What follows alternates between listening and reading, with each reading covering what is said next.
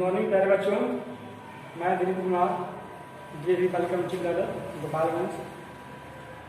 जैसे कि आप सभी को मालूम है कि कोरोना महामारी के चलते सभी विद्यालय द्वारा से स्थगित था। अब विद्यालय समिति द्वारा क्लास ऑनलाइन चलाने का निर्णय लिया गया है, जिसमें आज से क्लास ऑनलाइन स्टार्ट होने जा रहा है। आज फर्स्ट क्लास होगा और मेरा विषय मैथ है। मैं आज वर्ग 8 का मैथ स्टार्ट करने जा रहा हूँ। इसका पहला अध्याय है परिमेय संख्याएं। तो जानेंगे परिमेय संख्याओं के बारे में डिटेल से, और भी उसका कुछ नियम रखते हैं उसके बारे में जानेंगे। उसके बाद करेंगे क्वेश्चन के बारे में। कई जानते हैं परिमेय संख्याओं के बारे में। क्या गया कि वैसी संख्याएं जो P/Q या अंश बटा हर के रूप में लिखा जा सके वह परिमेय संख्याएं कहलाती है। जहाँ P और Q पूर्णांक है तथा Q0 शून्य हो। परिभाषा देखेंगे जैसे 0, 5, -3/5, -7/12,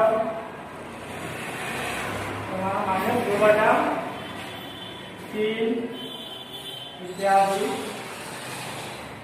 सभी क्या है? सभी कौन सा परिमेय संख्याएं हैं।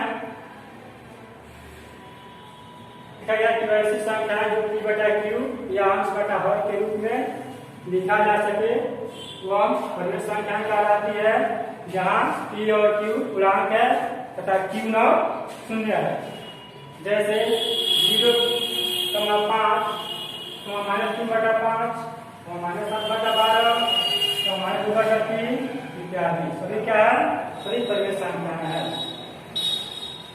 दूसरा नियम है क्रम विनिमय नियम। क्या है? क्रम विनिमय नियम। क्रम विनिमय नियम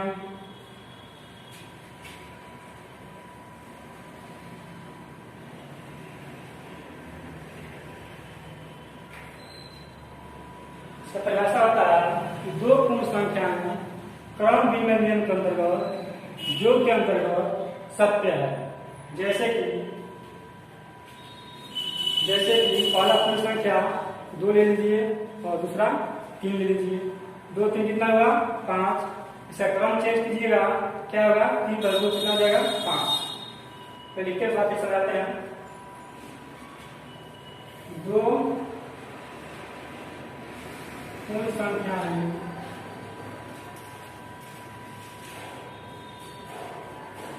दो पूर्ण संख्या है योग के अंतर्गत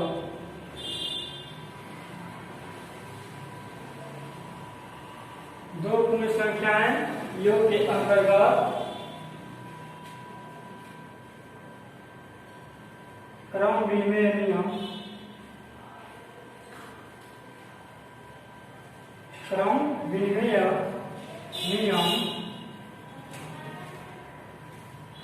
सत्य है।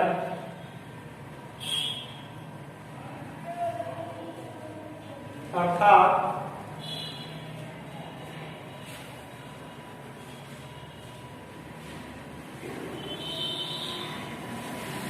दो पूर्ण संख्याएं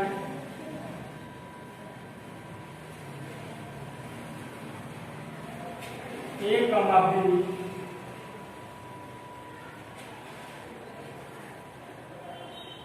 B के लिए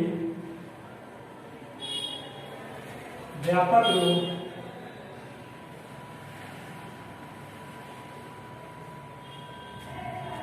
A + B × B + A है।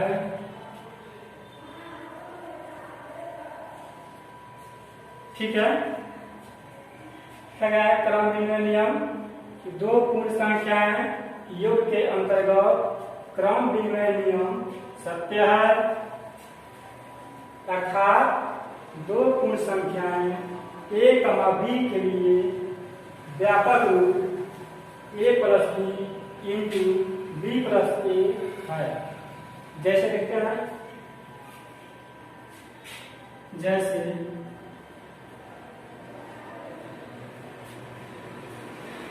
a बराबर 2 मान लेते हैं पूर्ण संख्या और b बराबर 3 मान लेते हैं। ठीक है, देखेंगे इसके व्यापक रूप के अंतर्गत क्या है a प्लस बी प्लस ए। ठीक है, यहाँ बराबर होता है तो यहाँ बराबर का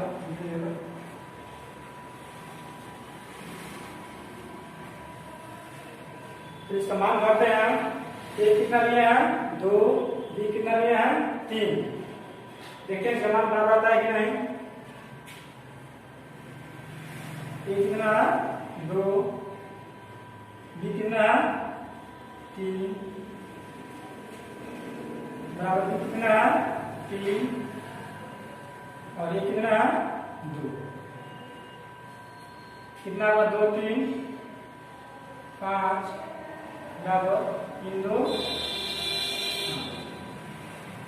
अर्थात इससे यह स्पष्ट होता है कि कोई भी दो पूर्ण संख्याएं जो के अंतर्गत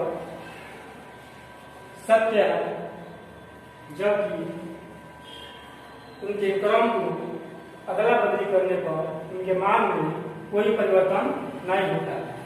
जैसे मान लीजिए हम यहाँ लिखे हैं a प्लस बी, ठीक है, और यहाँ से क्रम चेंज हुआ है, पहले b आया है फिर प्लस a आया है।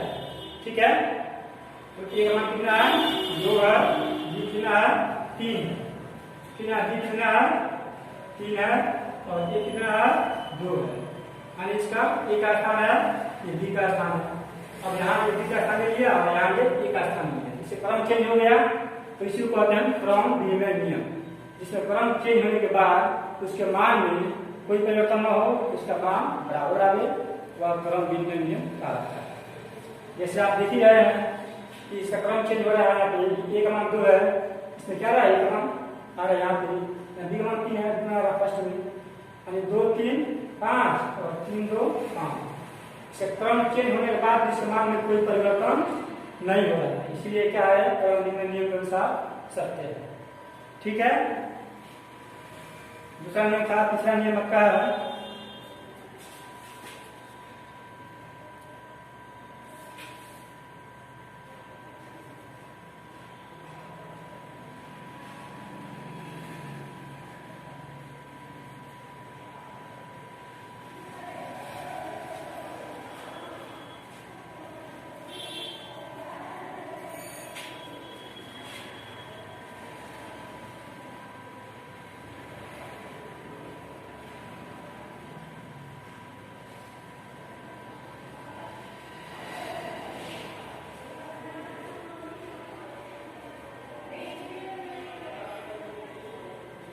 तीसरा नियम क्या है, तीसरा नियम है साक्षर नियम या सजातक नियम।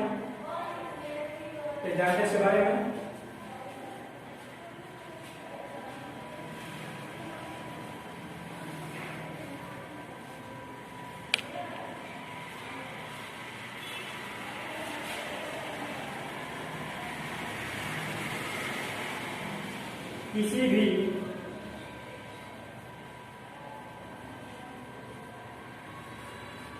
किसी भी तीन पूर्ण संख्या में, किसी भी तीन पूर्ण संख्याओं के लिए, पूर्ण संख्याओं के लिए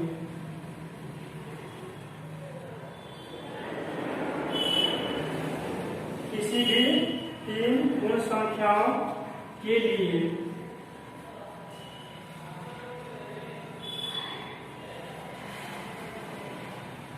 पूर्ण संख्याओं के लिए योग का साहचर्य नियम योग का साहचर्य नियम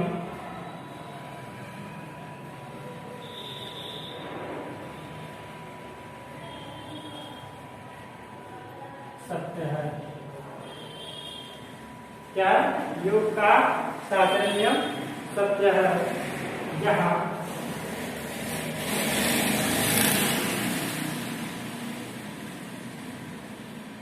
तीन पूर्ण संख्याएं, जहां तीन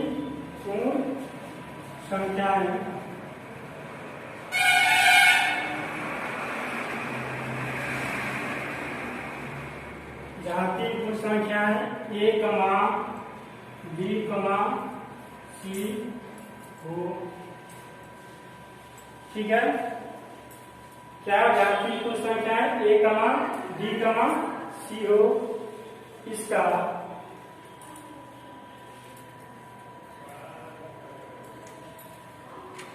व्यापक रूप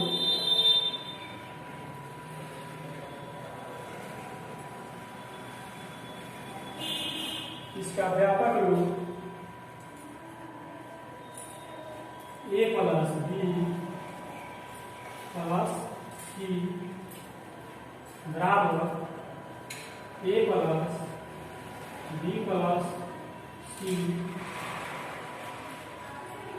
होता है।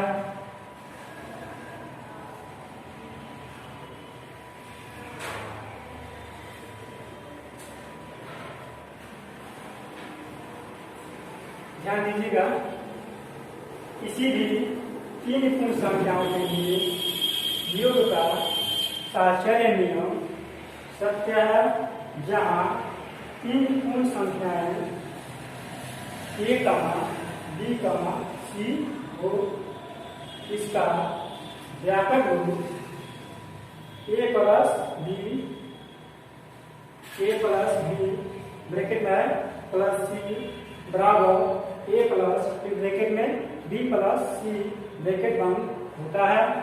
ठीक है, ये इसका व्यापक रूप है, इसका साहचर्य नियम का। अब जानते हैं, एक देते हैं एग्जाम्पल देते हैं,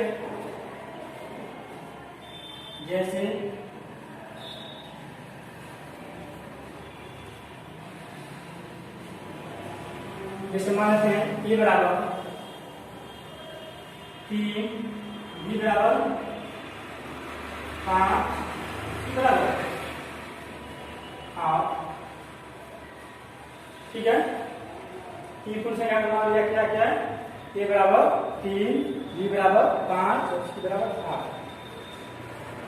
ठीक है, आप देखेंगे इसके व्यापक नियम के अनुसार सत्य है या नहीं। चलिए देखते हैं।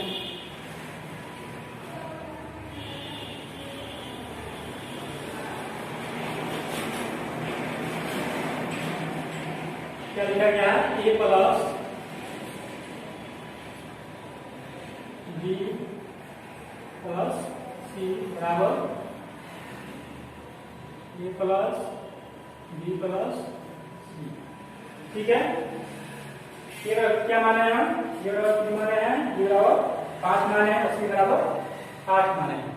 ठीक है, ऐसे मान को भरते हैं हम और देखते हैं यहाँ बराबर आता है या नहीं। ये कितना है, ये अगर 3 है, बी कितना है 5 है, ब्रैकेट में सी कितना है 8 है। ठीक है, बराबर है, लिखा गया है कि ब्रैकेट के बाहर है, बी कितना है 3 है, प्लस ब्रैकेट में लिखेंगे बी कितना है 5 है और सी कितना है 8 है। चलिए इसको बातें एक स्टेप पर बातें आगे, इसको कितना हुआ 3 और 5 8